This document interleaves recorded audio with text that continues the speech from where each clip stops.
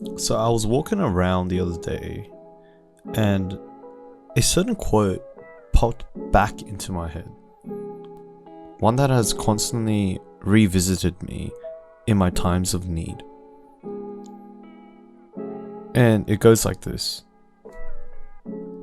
One does not become enlightened by imagining figures of light, but by making the darkness conscious. Now, this has always been a quote that I've lived by throughout my years of struggling and feeling what life has to offer.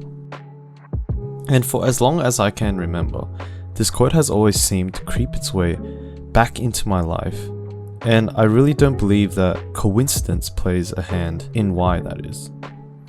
And yeah, it interests me, it baffles me, but it really interests me.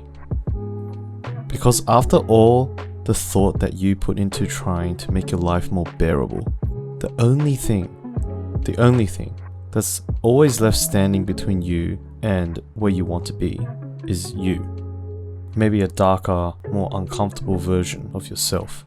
Someone that you have cast out from your mind and shackled up in the depths of your heart, where you just constantly inaccurately label that person as someone that doesn't exist. And that someone is the most important obstacle that we as individuals have to overcome in order to attain any form of happiness.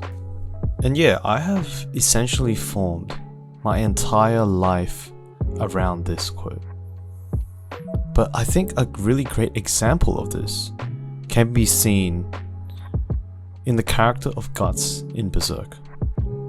Now, I'm always talking about Berserk, but I think the main reason I do, and the main reason I love this manga so much, is because of this quote. This concept of facing your reality, one that you do not want to entertain, one that you do not want to confront, is a lesson that is never taught to us as humans on this planet. Now, in Berserk, the character of Guts is the raw embodiment of this concept. We see him struggle from the moment he is born to the moment of the now, and he is constantly fighting for what he believes in and fighting for himself, which also makes him the most progressive character I have ever seen in a manga. Throughout the manga, we see him as a character who is constantly fighting demons, real demons, not ones in his head. However, these demons are implied to resemble the demons that exist within himself. And he is constantly fighting, not just for himself, but in order to protect the ones that he loves the most. And I really think we can take something from that. I really think that if we just behave a bit more like Guts, not in the violent sense, but more so having that courage to take that step towards addressing that person within you that you have shunned away for so long. I do really think that there is value in that. There is something to benefit from that. For me personally, this kind of mindset has allowed me to feel a sense of progression even as an adult, that whenever there's something that is traumatic or sad or makes me angry, I take it as a step. I take it as a step in learning more about the person inside me that I do not want to know.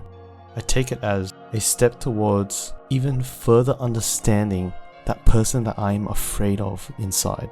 And by understanding that person, I have now gained more control, more sanity, and more strength over my own individual self. Now, to round this up, I think that we would all benefit a lot from implementing this sort of concept into our lives. We've always been taught, we've always been conditioned to think that if we work hard and if we pursue a career that is stable, we will be able to experience the comfort that we've always longed for. However, the truth of the matter is, if you never truly understand who you are as a person, how can you ever find out what truly makes you comfortable?